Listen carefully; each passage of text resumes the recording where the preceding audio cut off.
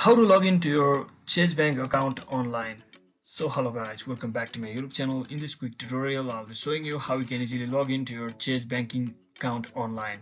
So first thing, just head over to this official website of Chase banking option, chasebanking.com. So first you just have to search in for this that is Chase Bank account login, and you just have to click on the first link and you'll be redirected to this page, and click on continue from over here, and you should be seeing the option called sign in right over here. Just tap on it and you will be redirected to this page where you will have to simply enter your username and password which you used to register. And if you have forgotten your username or password, you can just click on this button over here, and which will take you to this page, and you can just reset your password accordingly by verifying your identification. So if you have successfully entered your correct login credentials, you can simply click on the sign in button to successfully log into your account.